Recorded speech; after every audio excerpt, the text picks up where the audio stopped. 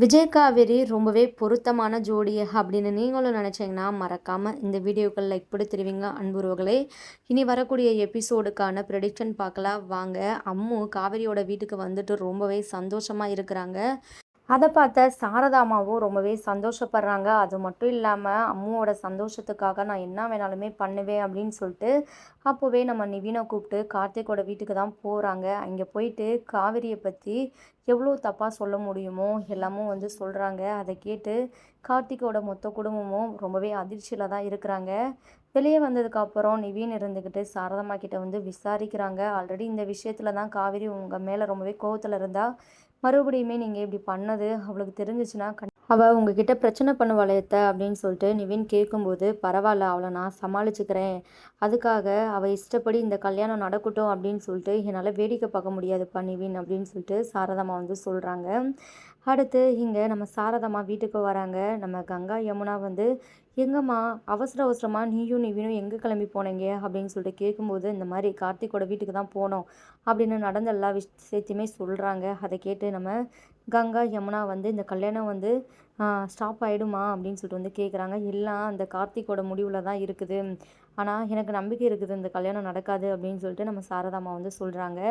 அடுத்து ஸ்கூல் முடிஞ்சு நம்ம காவேரி வீட்டுக்கு வராங்க. வீட்டுக்கு வந்த காவேரிக்கு அம்முவை பார்த்ததுமே ரொம்பவே சந்தோஷமாக இருக்குது. அம்மு நீ எப்படி அம்மு இங்கே அப்படின்னு சொல்லிட்டு அம்முவை ஹக் பண்ணிக்கிறாங்க. அம்முவோட அப்பா எப்படி இவளை இங்கே விட்டாரு அப்படின்னு சொல்லிட்டு நம்ம காவேரி கேட்கும்போது, இந்த மாதிரி நாங்கள் தான் அம்முவை போயிட்டு கூட்டிகிட்டு வந்தோம் அப்படின்னு சொல்லிட்டு கங்காவும் சாரதாமாவும் சொல்கிறாங்க. நெக்ஸ்ட்டு நம்ம அம்மு கூட நம்ம காவேரி ஜாலியாக விளையாடிட்டு இருக்கிறாங்க. அந்த டைமில் தான் கார்த்திக் வராரு. கார்த்திக் வந்ததுமே நம்ம காவேரி பார்த்துட்டு ரொம்பவே சந்தோஷப்படுறாங்க. வாங்க கார்த்திக் வாங்க உட்காருங்க அப்படின்னு சொல்லிட்டு சொல்கிறாங்க. உட்காந்து உங்ககிட்ட ஆரம்பரம் பேசிட்டு போகிறதுக்கெலாம் எனக்கு டைம் இல்லை, உங்களுக்கு ஆக்சிடெண்ட் ஆச்சா அப்படின்னு சொல்லிட்டு கார்த்திக் கேட்குறாங்க. நம்ம காவேரி யோசிக்கிறாங்க. ஏன் சடனாக கேட்குறீங்க, கேட்டதுக்கு மட்டும் பதில் சொல்லுங்க காவேரி அப்படின்னு சொல்லிட்டு சொல்லுவா. ஆமாம் எனக்கு ஆக்சிடெண்ட் ஆச்சு, எதுக்காக இந்த விஷயத்தை என்கிட்ட மறைச்சிங்க அப்படின்னு சொல்லிட்டு கேட்குறாங்க.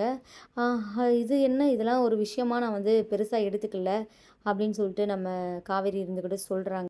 அப்புறம் கார்த்திக் இருந்துக்கிட்டு ரொம்பவே கோவமாக, இனி இந்த கல்யாணம் நடக்காது, உங்களுக்கு எனக்கு செட்டே ஆகாது, நல்ல வேலை நான் கடைசி நேரத்தில் தப்பிச்சுக்கிட்டேன் அப்படின்னு சொல்லிட்டு பேசிட்டு போயிடுறாரு. இங்கே நம்ம காவேரிக்கு ரொம்பவே கஷ்டமாயிடுது.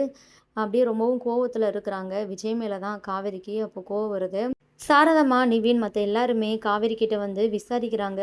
ஏண்டி என்னாச்சு திடீர்னு எதுக்காக இப்படிலாம் மாப்பிள்ளை பேசிட்டு போகிறாரு அப்படின்னு சொல்லிட்டு கேட்கும்போது, எல்லாத்துக்குமே காரணம் அம்முவோட அப்பா தான், அவருக்கு இருக்குது அப்படின்னு சொல்லிட்டு நம்ம காவேரி வேகமாக கிளம்புறாங்க.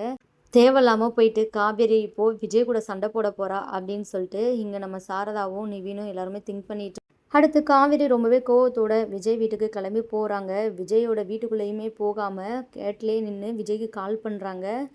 என்ன அம்மு காவேரியோட வீட்டில் தானே இருக்கிறா, அப்புறம் எதுக்காக காவேரி நமக்கு ஃபோன் பண்ணுறா அப்படின்னு சொல்லிட்டு விஜய் இருந்துக்கிட்டு அட்டன் பண்ணி பேசுகிறாங்க. சொல்லுங்கள் மிஸ் அப்படின்னு சொல்லிட்டு சொல்லும்போது, உடனே உங்கள் வீட்டுக்கு வெளியே வாங்க அப்படின்னு சொல்கிறாங்க ரொம்பவே கோவத்தோட.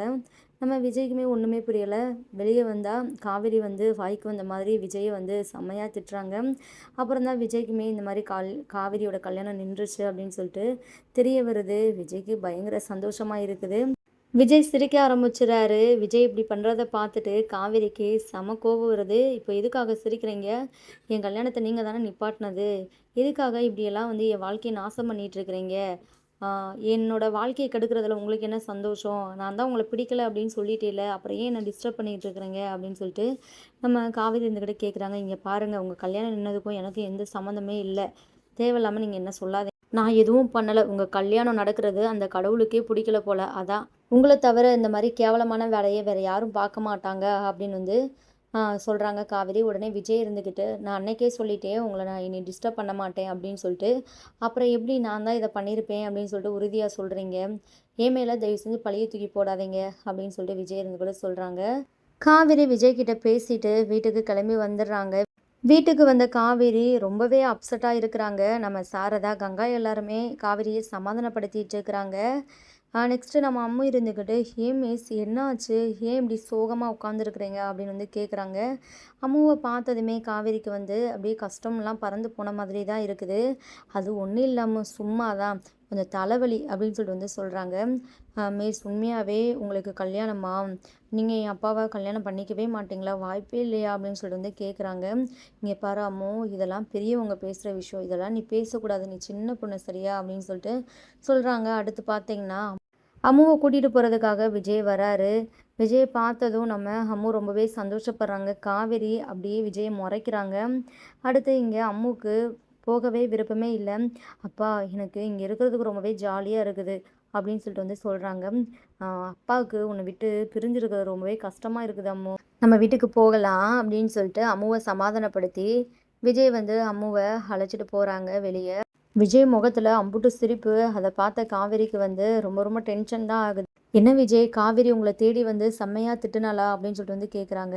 ஆமாம் ப்ரோ, வந்து பயங்கரமாக திட்டிட்டா. அவள் கல்யாணத்தை நான் தான் நிறுத்திட்டேன் அப்படின்னு சொல்லிட்டு. ஆமாம் ப்ரோ, எப்படி இந்த கல்யாணம் ஸ்டாப் ஆச்சு அப்படின்னு சொல்லிட்டு கேட்கும்போது நிவின் வந்து நடந்த எல்லா விஷயத்தையுமே வந்து சொல்கிறாங்க. விஜய்க்கு அதை கேட்டு ரொம்பவே சந்தோஷமாக இருக்குது. பாருடா அத்தை இவ்வளோ பண்ணிட்டாங்களா அப்படின்னு சொல்லிட்டு.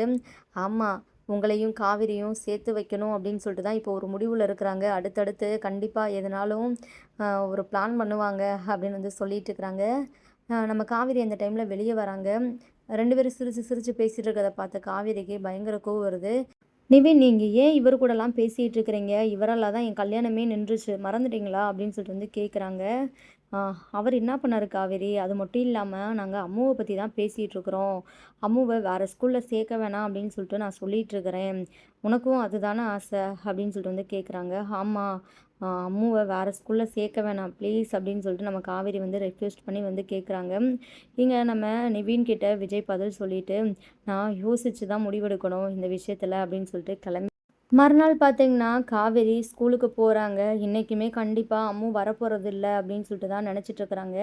அம்மு ஸ்கூலுக்கு வராங்க. அதை பார்த்த காவேரி ரொம்ப ரொம்ப சந்தோஷப்படுறாங்க. அது மட்டும் இல்லாமல் விஜயுமே வராரு. விஜய் வந்து பிரின்ஸிபால் கிட்ட வந்து பேசுகிறாங்க. இனிமேல் அம்மு வேறு ஸ்கூலில் மாற்றுற மாதிரி ஐடியா இல்லை இப்போது, அதனால் அம்மு இங்கே தான் படிப்பா அப்படின்னு சொல்லிட்டு வந்து சொல்கிறாங்க. காவேரிக்கு அதுக்கப்புறம் தான் ரொம்பவே நிம்மதியாக இருக்குது. நெக்ஸ்ட்டு வீட்டுக்கு வந்த நம்ம காவேரி கிட்ட சாரதாம்மா மறுபடியுமே விஜயை பற்றி வந்து பேசுகிறாங்க. இங்கே பாரு, இப்போ கூட கடைசி நேரத்தில் நீ பார்த்த பையன் உன்னை வேணான்னு சொல்லிட்டு தூக்கி போட்டு போயிட்டான். இந்த காலத்து பசங்களாம் இப்படி தான் காவேரி, யாரையுமே நம்பவே முடியாது. விஜய் தம்பியை பார்த்தா ரொம்பவே நல்லவராக இருக்கிறாரு, உனக்கு ரொம்பவே பொருத்தமானவர் அவர் அப்படின்னு சொல்லிட்டு நம்ம சாரதாம்மா வந்து சொல்கிறாங்க. உடனே நம்ம காவேரிக்கு ரொம்பவே கோவம் வந்து சாரதாம்மாவை கிளின்னு கிளிக்க ஆரம்பிச்சுறாங்க. அம்மா வாயை மூடுமா, எதுக்காக நீ அவருக்கு இவ்வளோ சப்போர்ட் பண்ணி பேசிகிட்டு இருக்கிற? நான் உங்ககிட்ட நிறையா டைம் சொல்லிட்டேன், அவருக்காக என்கிட்ட வந்து பேசாத அப்படின்னு சொல்லிட்டு. மறுபடியும் மறுபடியும் வந்து நீ இப்படியெல்லாம் பண்ணுறது எனக்கு சுத்தமாக பிடிக்கல. அப்படி என்னம்மா அவர் உனக்கு முக்கியமாக போயிட்டாரு? இப்போ வந்தவர், நேற்று வந்தவர் அவர், எனக்கு உண்மையாகவே ஒன்றுமே புரியல. என்ன நீ பெத்தையா இல்லை அவரை நீ பெத்தையா அப்படின்னு சொல்லிட்டு நம்ம காவேரி கேட்குறாங்க. அதை கேட்டு நம்ம சாரதாம்மாவுக்கு சிரிப்பு தான் வருது. உடனே காவேரி இன்னுமே டென்ஷன் ஆயிடுறாங்க. நான் என்ன கேள்வி கேட்குறேன், நீ சிரிக்கிற? ஆமாம், நீ கேட்குற கேள்விக்கு சிரிக்காமல் அளவாடி சொல்கிற, ஏண்டி பைத்தியக்காரி மாதிரி பேசிகிட்டு இருக்க? அந்த தம்பி ரொம்பவே நல்லவருடி அப்படின்னு சொல்லிட்டு நம்ம சாரதம்மா சொல்லிட்டு கிளம்பிடுறாங்க. நம்ம காவேரி வந்து யோசிக்கிறாங்க. விஜய் காவேரி கிட்டலாம் பேசின சில விஷயங்களை உண்மையாகவே அவர் ரொம்பவே நல்லவர் தான், ரொம்பவே அழகாக கூட இருக்கிறாரு, ஹீரோ மாதிரி. அவர் நம்ம வாழ்க்கையில் வர்றதுக்கு முன்னாடியே நம்ம கனவுல கூட வந்திருக்கிறாரு. அதெல்லாம் எதுக்காக? முன்னாடியே கடவுள் அவருக்கும் எனக்கும் முடிச்சு போட்டுட்டாரோ, அவர் தான் என் வாழ்க்கையில் வரணும் அப்படின்னு நம்ம காவேரி என்னென்னமோ யோசிச்சுட்ருக்குறாங்க. நெக்ஸ்ட்டு காவேரிக்கு எப்படினாலும் விஜய் மேலே காதல் வர வைக்கணும் அப்படின்னு வந்து இங்கே மொத்த குடும்பமும் வந்து பிளான் பண்ண ஸ்டார்ட் பண்ணுறாங்க. அப்போ தான் விஜயோட ஃபோட்டோவை நம்ம காவேரி ரூமில் பார்த்திங்கன்னா காவேரி கண்ணில் படுற மாதிரி வந்து வைக்கிறாங்க. அப்போது நம்ம காவேரி செல்ஃபில் எதையோ தேடும்போது விஜயோட ஃபோட்டோவை வந்து பார்க்குறாங்க. அதை பார்த்த காவேரிக்கு ரொம்பவே டென்ஷன் ஆகுது. யார் இந்த ஃபோட்டோவை இங்கே வச்சுருப்பா அப்படின்னு சொல்லிட்டு. ஆனால் வந்து அப்படியே உட்காந்து நம்ம விஜயோட ஃபோட்டோவை அப்படியே ரசிக்கிறாங்க. எவ்வளோ அழகாக இருக்கிறாரு அப்படின்னு சொல்லிட்டு. அதெல்லாம் ஒரு பக்கமாக ஒளிஞ்சு நின்று காவேரி என்ன தான் பண்ணுறா அப்படின்னு சொல்லிட்டு பார்க்கும்போது விஜய் ஃபோட்டோவை பார்த்து காவேரி வந்து அப்படியே சிரிச்சிட்ருக்குறாங்க.